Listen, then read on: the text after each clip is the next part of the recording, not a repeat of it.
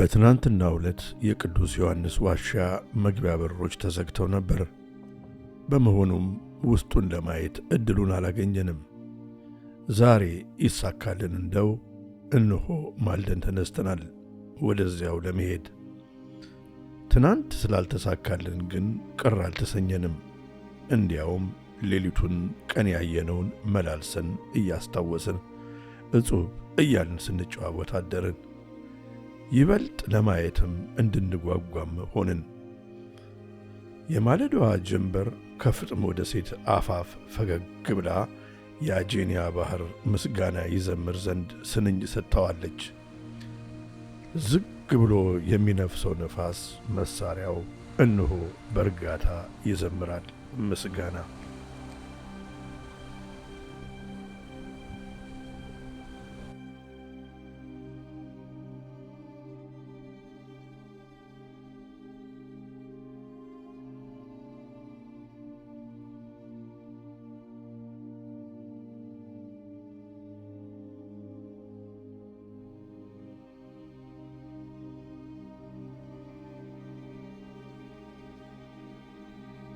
ከከተማው የሚነሳው መንገድ በኮረብቶቹ መካከል በቀስታ ይዞራል። ደሴቲቱ ጸጥ ረጭ ብላለች።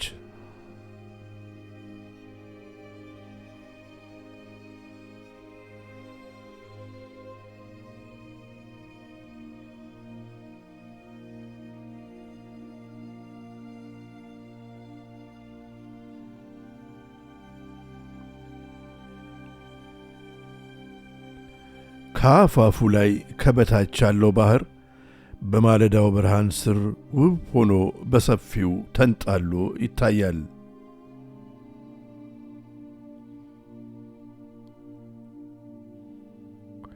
የጌታችን ሐዋርያ የቅዱስ ዮሐንስ ራእዩን ያየበት ዋሻ ከፊታችን ይጠብቀናል።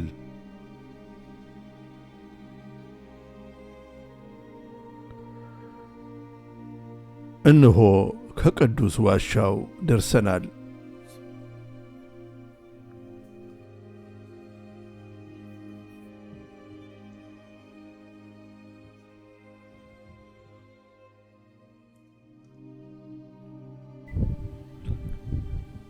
በሩ ዛሬ ለጎብኚዎች ወገግ ብሎ ተከፍቷል። በዋሻው በር የውስጥ ግድግዳ ላይ የተለጠፈው ካሜራ ይዞ መግባት አይቻልም የሚለው ሰሌዳ በምን አይነት ሁኔታ ዘገባችንን መቀጠል እንዳለብን እንድናስብ አደረገን። በቦታው ካገኘናቸው ከአንድ አባት ጋር ትንሽ ከተወያየን በኋላም ይህንን የዋሻውን ፊተኛ ክፍል መቅረጽ እንደምንችልና ዘልቆ ያለውን ውስጠኛውን ቅዱስ ዮሐንስ በጸሎት ሆኖ ሰማይ ተከፍቶ ራእዩን ያየበትን ተከልሎ ያለን ቦታ ግን የመግቢያውን በር አልፈን ሳንገባ ከመግቢያው በር በውጪ ቆመን መቅረጽ እንድንችል ፈቀዱልን። አመስግነናቸው መቅረጻችንን ቀጠልን።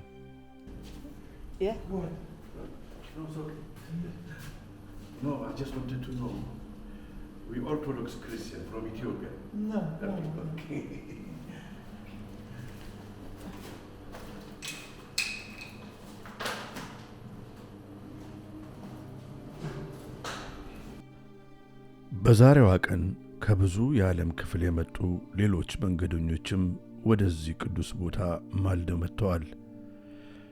በአንዳንዶቹ እንግዶች የፊት ገጽ ላይ ያየነው ደስታ የተቀላቀለበት ከዓይናቸው የሚፈሰው እንባ ለዚህ ለክርስቶስ ልዩ ሐዋርያ ያላቸውን ፍቅር ብሎም ለጌታችን ለአምላካችንና ለመድኃኒታችን ለኢየሱስ ክርስቶስ ያላቸውን ክብር ከውስጣቸው በተሰበረ ልብ የመነጨ መሆኑን የሚያሳይ ይመስላል።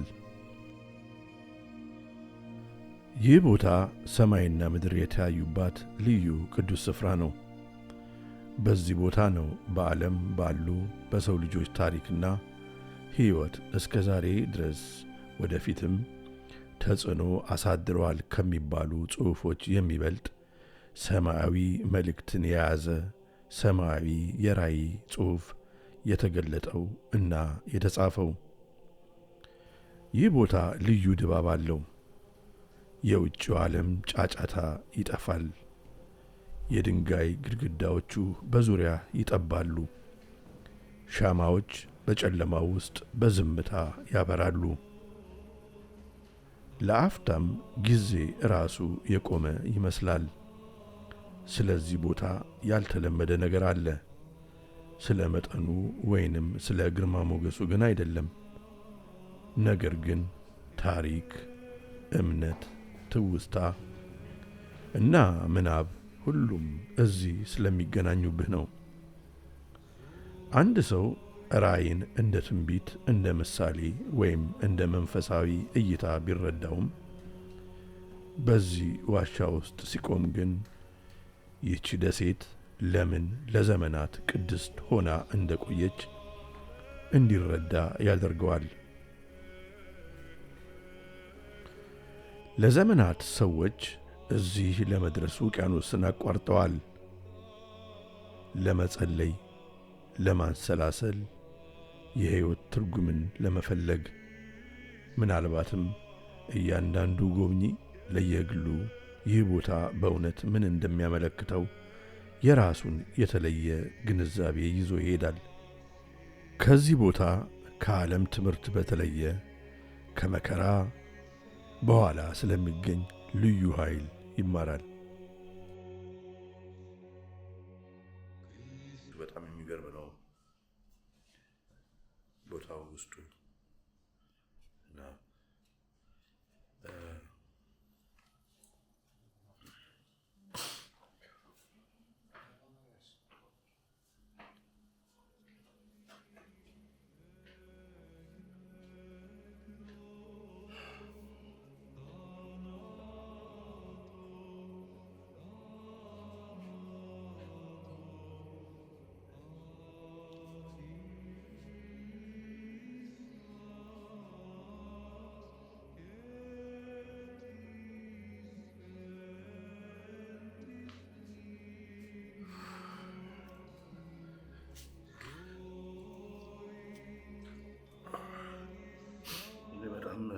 ኢሞሽናል አድርጎኝ ነው ያየሁት ወገኖቼ።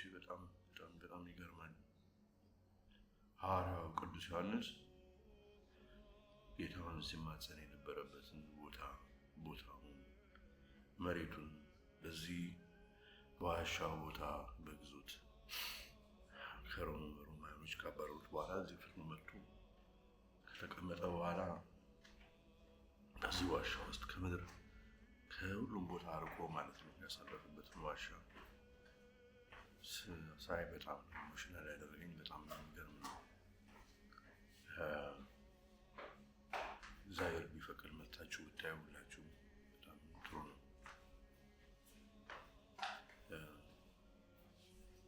እንዲህ ብዬ በቃላት የምገልጽላችሁ ነገር አይደለም። በጣም የሐዋርያው ቅዱስ ዮሐንስ በረከቱ ይደርብን። በጣም የሚገርም ነው። ምስሎቹ ደግሞ የእመቤታችንን ምስል አለ። አክቹዋል ቦታ ቁጭ ብሎ የጸለዩበትም ቦታ ሰማይ የተከፈተበት በዛ ዋሻ ውስጥ ቦታውን ማየሁት እና በጣም የሚገርም ቦታ ነው። በጣም የሚገርም ቦታ ነው። ሰዎች እየመጡ የሚሳሉበትም ቦታ አለ እዛ ውስጥ። በጣም የሚገርም ነው። እግዚአብሔር የተመሰገነ ይሁን። እግዚአብሔር የተመሰገነ ይሁን። ከዋሻው ከፍ ብለን ስንሄድ ታዎሎጎስ የተባለው የነባቤ መለኮት የቅዱስ ዮሐንስ ዋናው ገዳም አለ። ከደሴቷ በላይ ከፍ ብሎ የተገነባው ይህ ገዳም በዓለማት መካከል እንዳለ ምሽግ የአጂያን ባህር ቁልቁል ይመለከታል። ለዘመናት እንደነዚህ ያሉ ቦታዎች በስልጣኔዎች መካከል ባለው ድንበር ላይ ቆመዋል። በምስራቅ እና በምዕራብ መካከል፣ በግዛትና በእምነት መካከል፣ ባለመታወቅና በህልውና መካከል። ገዳሙ ራሱ የመከላከያም የመንፈሳዊነትም እንዲሁም የጽናት ስሜትን ይሰጣል። የድንጋይ ግድግዳዎች፣ ጠባብ መተላለፊያዎች፣ በዘመናት የእግር ጉዞ ያረጁ ጥንታዊ ኮሪደሮች፣ ከነሱ ባሻገር ፍጥሞን የከበበው ማለቂያ የሌለው ሰማያዊ ባህር፣ በዓለም ካለ ግርግር የራቀ የዝምታ ቦታ፣ ስደት ወደ ራእይ የተቀየረበት ታምረኛ ቦታ።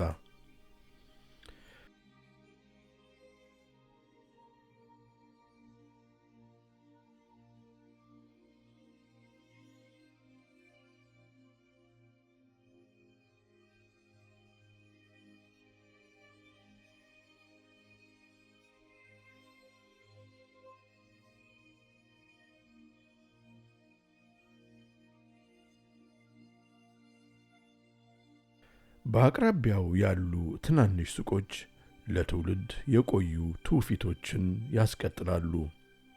ስዕለ አድኖዎች፣ ሻማዎች፣ መስቀሎች፣ ከመላው ዓለም የሚመጡ መንገደኞች ወደ የቤቶቻቸው የሚወስዷቸው ሃይማኖታዊ ቁሶች። ከእምነት ጀርባ ያለው ታሪክ በሐውልቶች እና በቅዱሳት ጽሑፎች ብሎም በስዕለ አድኖዎች እንዲህ ታግዞ ይታያል። ከአንድ ትውልድ ወደ ቀጣዩ በዝምታ የሚተላለፍ ትውስታንም ይጭራል።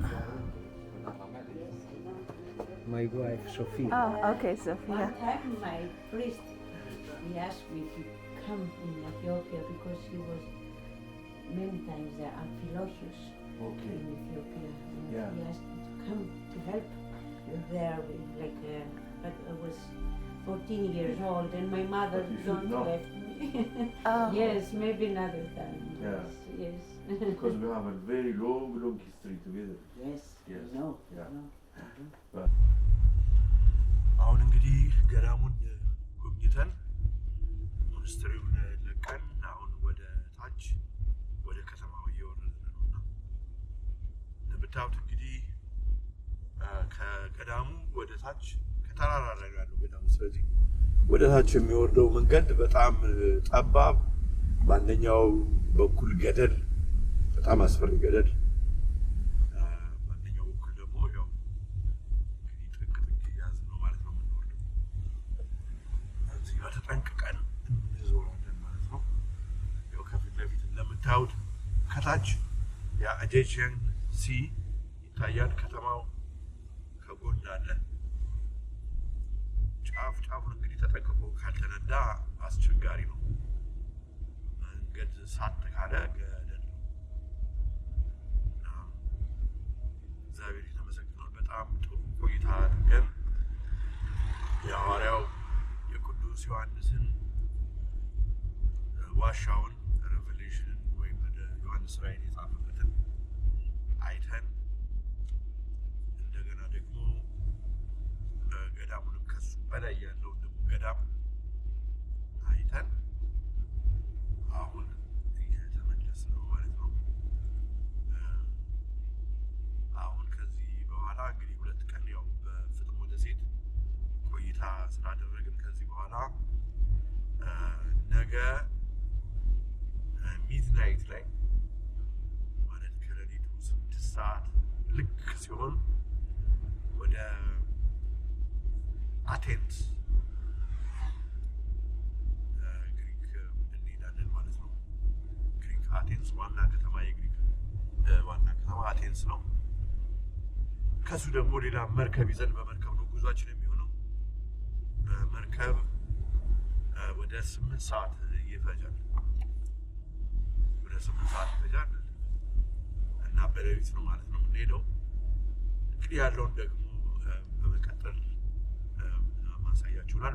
ባይዘው ትናንትና የሚገርማችሁ ሁኔታ እዚህ ጋር ልክ እዚህ ጋር ወደ ዋሻው ስንሄድ መንገድ ጠፋንና እዚህ ጋራ አንድ እናት ቆመው አገኘናቸውና ምን እዚህ ጋራ ምንም ቤትም የለም እንዴት መጡ ብለን ገርሞን ነበር። በኋላ ስንጠይቃቸው በትክክል በቃ አብራሩልን ማለት ነው። አለፍ ብላችሁ ስትሄዱ 3 አረንጓዴ ወንበሮች ታገኛላችሁ እና ከዛ በኋላ እሱት እነኚህ አረንጓዴ ወንበሮቹ እነኚህ ናቸው። እንግዲህ እነኚህ አረንጓዴ የተባሉአቸው ወንበሮች እነኚህ ናቸው። ከነኚህ 3 አረንጓዴ ወንበሮች በኋላ ፊት ለፊት ገዳሙ አለ። ወደ ውስጥ ደግሞ ስትገቡ አረንጓዴ በሮች አሉ፣ ታንኳኳላችሁ ብለው ነገሩንና የሴትዮዋ ሁኔታ በጣም ገርሞን ምንም በቃ ማንም የሚጠየቅ የለም። እንደምታዩት ነው። የሚጠየቅ ሰው አልነበረም እና ከሰዓት በኋላ ነበር እንግዲህ ትናንትና መጀመሪያ ያየነው መተን በእንደዛ አይነት ሁኔታ ሴትዮዋ ደግሞ አነጋገራቸው በጣም በሚገርም ሁኔታ ነው እና አንዳንድ ጊዜ እግዚአብሔር በሽስ ለምክንያት መሪ እንዲሆኑ የሚያስቀምጣቸው ሰዎች አሉ። እነዚህ በጠፋን ገዚህ መንገድና በጣም ወሶ ታንክ እንደዛ አገኘ ነው ማለት ነው። የአደጋ ይዝ ነው የመጣ ነው። ናቪጌሽን ሲስተም እዚህ ሀገር አይሰራም፣ አገኘውም በሩቅ ስለሆነ ነግረውናል። ትናንትና መኪና ስንከራይ የምንሄድበት እንትን እንድናውቅ ሳትማፕ ወይም ናቪጌሽን ሲስተሙ አይረዳንም ወይ ብለናቸው ነበር። አይ ፍጥሞ አንድ መንገድ ነው ያለው ወደ ገዳሙ የሚወስደው፣ እሱን ተከትሎ መሄድ ነው። ናቪጌሽኑ ደግሞ አላይን አያደርግም፣ ስለዚህ አይወስዳችሁም እዛ ብለውን ነበርና በናቪጌሽን የሚገኝ ቦታ አይደለም ለማለት ነው። አሁን እንግዲህ ወደ ከተማው እየተቃረብን ነው። ይኸው እንደምታዩት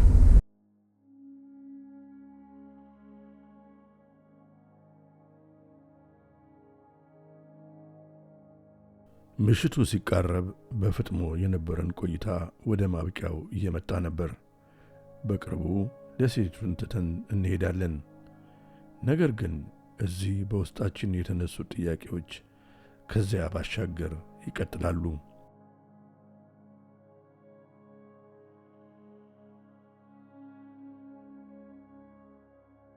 እንግዲህ ከዚህ ከፍጥሞ ደሴት ወደ አቴንስ ወደ 8 ሰዓት የባህር ጉዞ በኋላ አቴንስ ዋና ከተማ ግሪክ ዋና ከተማ አቴንስ የምንደርስ ይሆናል ማለት ነው። እኔ ብቻ ሳልሆን በዚህ ሰዓት ላይ በጣም ብዙ ሰዎች ይኸው እንደምታዩት በመጠበቂያው ሰገነት ቁጭ ብለው መርከቡ ገና አልመጣም እና እየጠበቁ ይገኛሉ ማለት ነው። ፍጥሞ በጣም እንግዲህ እንዳያችሁት በጣም የሚደንቅ ጊዜ አሳልፈናል። አሁን ሚድናይት ላይ ነው እንግዲህ ከሌሊቱ 6 ሰዓት ማለት ነው በአበሻ አቆጣጠር፣ በኢትዮጵያኖች አቆጣጠር። እንግዲህ መርከብ ላይ እንተኛለን ብለን እናስባለን። የፍጥሞ ቆይታችንን እንጆይ እንዳደረጋችሁት፣ እንደተደሰታችሁበት፣ እንደተማራችሁበት ምናልባት እድሉን አግኝታችሁ እዚህ ያልመጣችሁም ልክ እንዳያችሁ ሆኖ እንደተሰማችሁ ተስፋ አደርጋለሁ።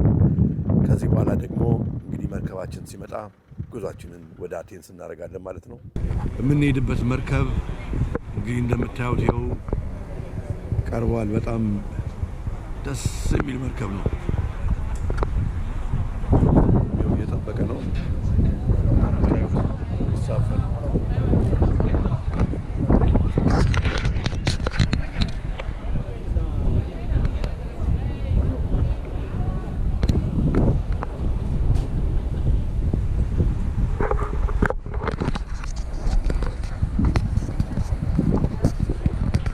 ፈጣኑን ነው እንግዲህ ትኬት የቆረጥ ነው። እንደምታዩት ሱፐር ፋስት ይላል መርከቡ።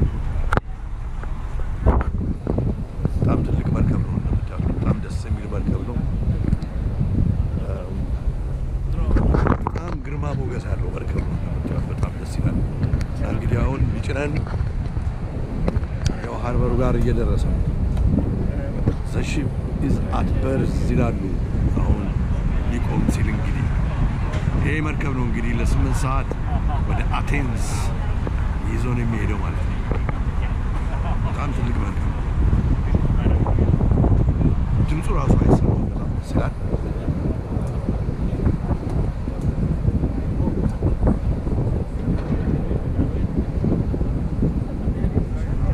ሁለት ፍሎር ነው ያለው። እንግዲህ ከኋላው ነው ማለት ነው፣ ከጀርባው ነው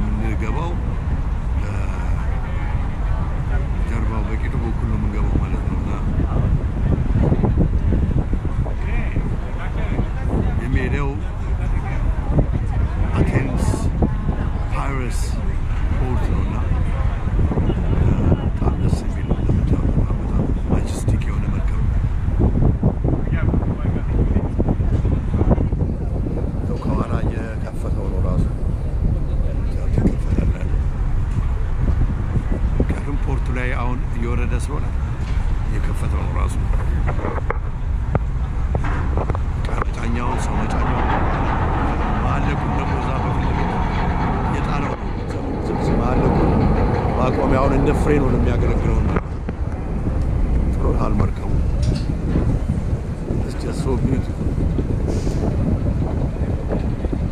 የሚገርም ነው የሰው ልጅ የደረሰበት ጥበብ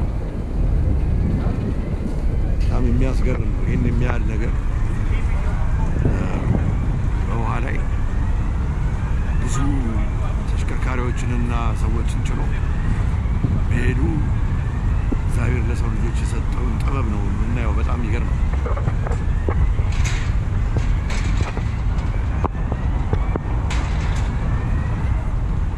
ትልቅ ኦፕሬሽን ነው ራሱ የሚደረገው። ልክ ሃርበሩ ጋር ከደረሰ በኋላ ሰውን ለመጫን ሰራተኞቹ ያናናቸው ስራቸውን አውቀው ሲንቀሳቀሱ አንደኛው ገመዱን ሲውጥ፣ አንደኛው እንደምታዩት ሬሎቹን ሲያቀና በጣም ይገርማል። በጣም it's just beautiful። በጣም የሚደንቅ ነው። በጣም ደስ ይላል።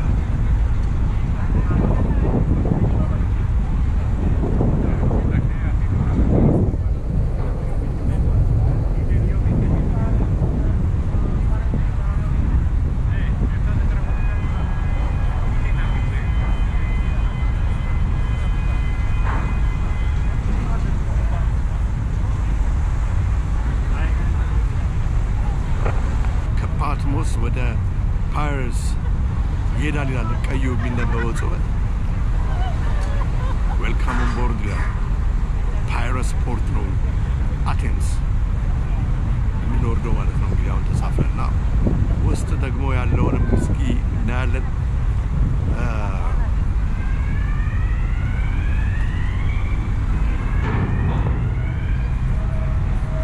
እንግዲህ እኛም ያው ሻንጣችንን ይዘን እየገባን ነው።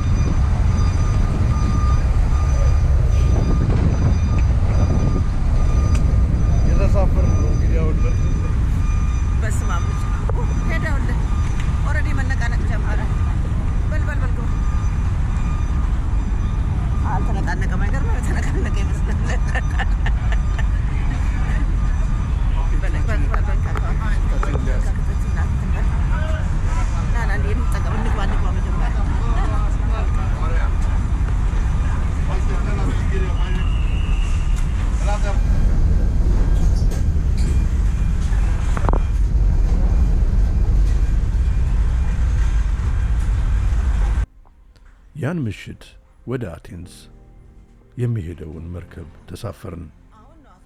በአጂያን ባህር ሰፊ ውሃ ላይ የ8 ሰዓት ጉዞ።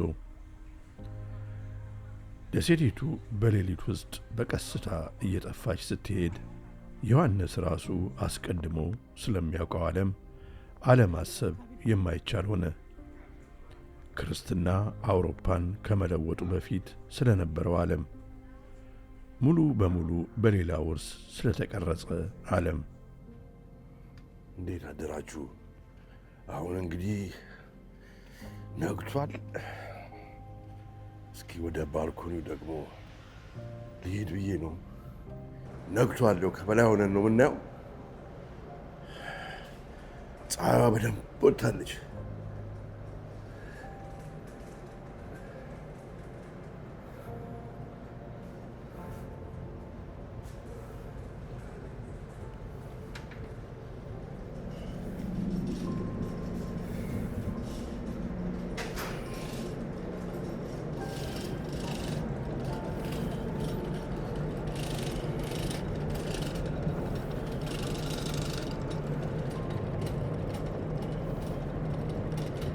በጣም ነው ደስ የሚለው። ነግቷል። ትልቁ መርከብ ላይ ሆነን ነው እንግዲህ ይሄን እየቀረጽን ያለ ነው። አሁን ወደ ግሪክ አቴንስ ዋና ከተማ እየተቃረብን ነው።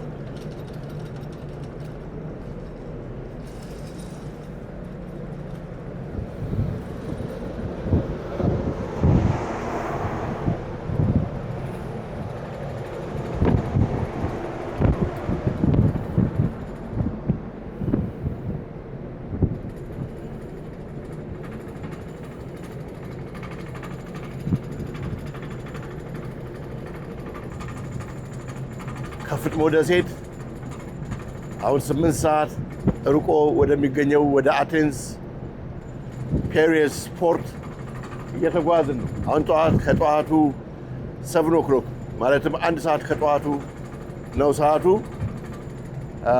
አሁን ነግቷል።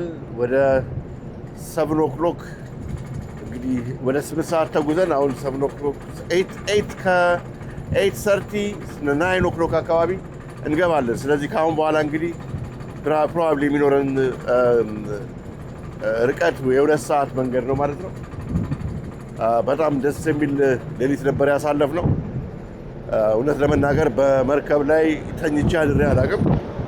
ዛሬ ነው እንግዲህ አሁን ደግሞ እስኪ ቁርስ ምናምን እንበላና ጉዟችንን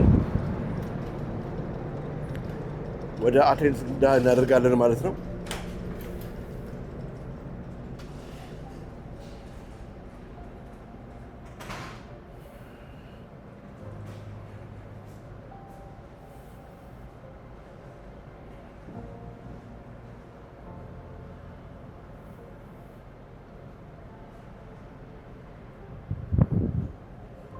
ጣራው ላይ ያለው ነው እንግዲህ መርከቡ ጣራው ላይ ነው። ሰው ምናልባት እንደዚህ መቀመጥ ከፈለገ ኪዮስክ ምናምን ሁሉ አለ እዚሁ።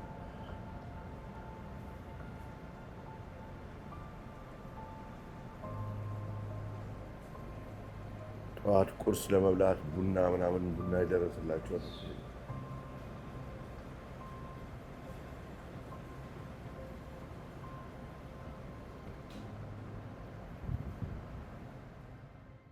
በጠዋቱ አቴንስ በአድማስ ላይ ታየች። ከሰው ልጅ ስልጣኔ መሠረቶች በአንዱ ላይ የተገነባች ዘመናዊ ከተማ። ከእሷ በላይ አክሮፖሊስ አሁንም ይነሳል። ክርስትና ግሪክ ከመድረሱ ከረጅም ጊዜ በፊት ይቺ ምድር ቀድሞ አማልክት ነበሯት። አቴና፣ አፖሎ፣ ዜኡስ። ጥንታዊ ግሪኮች ለነሱ ቤተ መቅደሶችን ሰርተዋል። በዙሪያቸው አፈ ታሪኮችን ፈጥረዋል።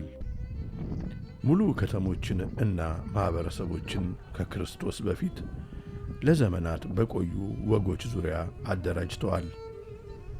ነገር ግን ግሪክ ለዓለም ሌሎች ነገሮችንም የሰጠች ነች ተብሎ ይነገርላታል።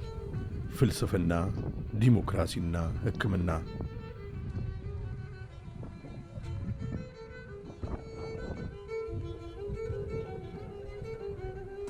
አክሮፖሊስ ታሪኩ የሚጀምረው ከክርስቶስ ልደት በፊት ወደ እኛ ከክርስትናነት በፊት 4000 ዓመት 4000 BCE አካባቢ እና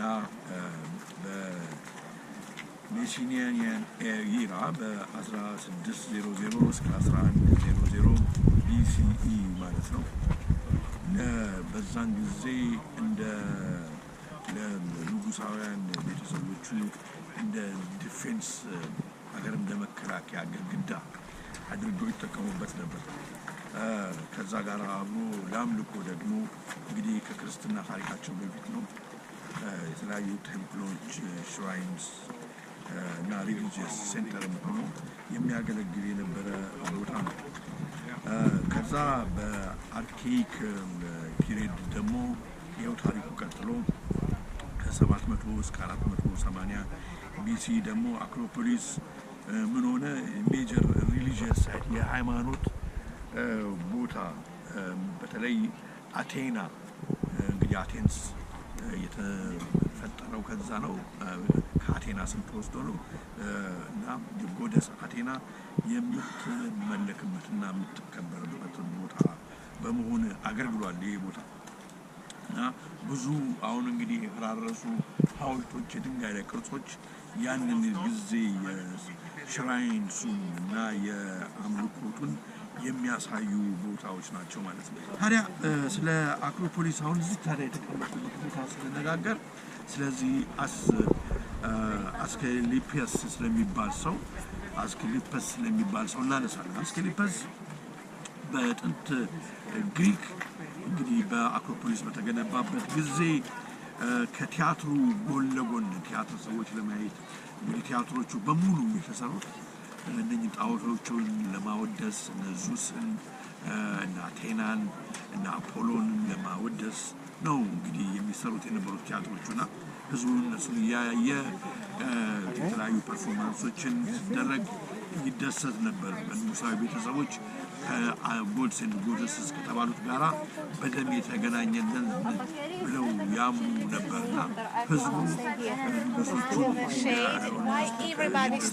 አምላኮቻቸውን የሚያይበት ጊዜ ነበር እና እንግዲህ he was the son of Apollo ተብሎ አስክሊፒየስ ይታወቅ ነበር። የአፖሎ ልጅ ተብሎ ማለት ነው እና እንደ ከሞርታል ልጅ ከሞርታል ሴት ከምትሞት ሴት የተወለደ ሰው ነው ብለው ነው የሚያምኑት እና he was taught medicine በቺሪዮን በሚባል ዋይዝ ሴንቹር ቺሪዮን በሚባል ወደስ ተማረ መድኃኒት አሰራር አስክሊፒየስ became so skilled that according to myths እንግዲህ እንደሚናገረው የሞቱ ሰዎችን ሁሉ ወደ ህይወት የሚያመጣበትን መንገድ እንግዲህ ከጎዶች ከሚባሉት ከመናፍስቶች ነው እንግዲህ ተማረ ነው ማለት ነው። እንግዲህ ዚስ አንገርድ እና ይሄ በታሪኩ መሰረት ዙስን አናደደው። ሌላውን ጣዖት እንግዲህ አናደደው። ለምን ተሰጠውን ሙቀት አገኘ ተብሎ ነው እንግዲህ ሰው እና ይሄን ታሪክ እንግዲህ ይጠቅሱና ከዛ አሁን ዘሮድ with a single snake wrapped around it በመድኃኒት ፋብሪካ ላይ የምናየው በአንድ እንጨት ላይ እባብ ተጠቅልሎ የሚታየው በዚህ በግሪኮች ጥንተ ታሪክ የእሱ ምልክት ነው አድርገው ይናገራሉ። ይሄ ሰው ታዲያ መድኃኒተኛ ልጁ ሃይጂያ የምትባል ልጅ ነበረችው። እዚህ ቦታ ላይ ነው የሁሉ የተደረገውና ሃይጂያ የምትባል ልጅ ነበረችው። ከዛ ነው እንግዲህ አሁን ዘወርደ ሃይጂን ንጽህና የሚባለው ከልጁ ሃይጂያ ነው ማለት ነው። እንደ ሶቅራጥስ እና ፕላቶ ያሉ አሳቢዎች ወይም ቲንከርስ በጊዜያቸው ብዙ ጥያቄዎችን ይጠይቁ ነበር። ፍትህ ምንድነው? እውነት ምንድነው? በጎነት ምንድነው? ነፍስ ምንድነው? የሐዋርያው የቅዱስ ዮሐንስ የክርስትና ተጋድሎም ቀድሞ በእነኚህ ሰዎች ጽንሰ ሐሳብ ከተቀረጸ ማህበረሰብም ጋር ነበር። ብዙዎች የሐዋርያውን መንገድ አምነው ተከተሉ። ነገር ግን ከዘመናት በኋላ አንዳንዶች ከክርስትና በፊት በእነዚህ ጥያቄዎች ቀድሞ ወደ ተቀረጸ ዓለም ገቡ። ይህ ምናልባት የግሪክ ጥልቅ ታሪክ ነው። አንዱን የእምነት ሥርዓት በሌላ መተካት ብቻም አይደለም፣ ነገር ግን ሁለት የማይገናኙ ዓለማትን ለማገናኘት መሞከር ነው። የጥንታዊ ፍልስፍና ዓለምና የክርስቲያናዊ ትምህርት ዓለም። የሚገርመው ደግሞ ግሪክ የትኛውንም ሙሉ በሙሉ አልተወችም። ዛሬም ቢሆን የሁለቱም አሻራዎች ይታያሉ። ጥንታዊ ቤተ መቅደሶች አሁንም በዘመናዊ ሰማይ ስር ቆመዋል። የኦርቶዶክስ አብያተ ክርስቲያናት ጥንታዊ መንፈሳዊ ትውፊታቸውንም ቀጥለዋል። የሁለቱም ስልጣኔዎች ትውስታ የግሪክን ማንነት ራሱ መቅረጹን ቀጥሏል። ምናልባት ግሪክ ከየትኛውም ቦታ የተለየ ስሜት የሚሰጣት ለዚህ ሳይሆን አይቀርም። በሁለት ውርሶች መካከል የታገደች ስልጣኔ፣ በአፈ ታሪክና በአንድ አምላክ እምነት መካከል፣ በፍልስፍና እና በእምነት መካከል፣ በአማልክት እና በእግዚአብሔር መካከል እና ምናልባት የፍጥሞ እና የአቴንስ እውነተኛ ታሪክ የአንድ ዓለም በሌላው ላይ ስላገኘው ድል አይደለም። ነገር ግን በመካከላቸው ስላለው ረጅምና ውስብስብ ውይይት ሳይሆን አይቀርም አውሮፓን እና በመጨረሻም አብዛኛውን ዘመናዊውን ዓለም የቀረጸ ውይይት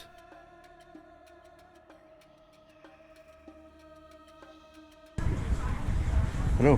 What is this thing? I see it everywhere. It's for good luck and protection. Good luck and protection. Protection from what? From the evil. The evil eye protection. Exactly. Protection from the evil. That's why we What is it called in Greeks? in Greek, Yeah. to kakomati. Okay. Evil eye, we call it. Yes, some other countries they call it Ain Hara, is it? We call it the evil eye to keep away the evil. The evil. Protect you from the evil. Okay.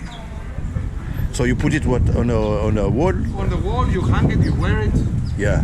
Okay. This you hang it, but there are bracelets also with the eye necklaces. You will see them everywhere. And does it work? Sorry? It works? For some people, I suppose. You have to buy one and see. See for yourself. በዘመናዊው አቴንስ አክሮፖሊስ ጉብኝት በኋላ በመንገድ ሲሄድ መንገዶች በሜይ ዴይ ወይም በሰራተኛ ቀን ሰልፈኞች ተሞልተዋል። What are they demonstrating about? Πάμε from 1 May. First May. Yeah. First May, yeah? Okay. እናም እዚህ የታሪክን ቀጣይነት ላለማየት የማይቻል ነበር። ዲሞክራሲ በፈነዳባት ከተማ ከሺህ ዓመታት በኋላ በዲሞክራሲ ጽንሰ ሐሳብ የሕዝብ ድምፅ አሁንም በጎዳናዎች ላይ በግልጽ ይታያል። በእውነት ዲሞክራሲ ምንድን ነው? ዲሞክራሲ ገዢው መደብ የተገፋ ሕዝብ ባገዛዙ ተማርሮ በገዢዎች ላይ እንዳይነሳሳ የጥንት ገዢዎች ሕዝቡ ወደ አደባባይ ወጥቶ ከቁጣው እንዲተነፍስ የሚያደርጉበት መንገድ ወይስ በእውነት ገዢዎች የሕዝቡን ሮሮ ሰምተው አካሄዳቸውን የሚያስተካክሉበት ሂደት ነው? በሚቀጥለው ምዕራፍ ጉዟችን ወደ ሌላ ጥያቄ ዘልቆ ይሄድ ይሆናል። ክርስትና ጥንታዊውን ዓለም እንዴት እንደለወጠው፣ ጥንታዊውም ዓለም በምላሹ ዘመናዊውን ክርስትና እንዴት እንደቀረጸው ወደሚለው ጥያቄ፣ እንደ ኢትዮጵያ ያሉ የጥንታዊ ክርስትና ባለቤቶችስ ከዚህ ታሪክ ምን ይማሩ ይሆን ወደሚል ጥያቄ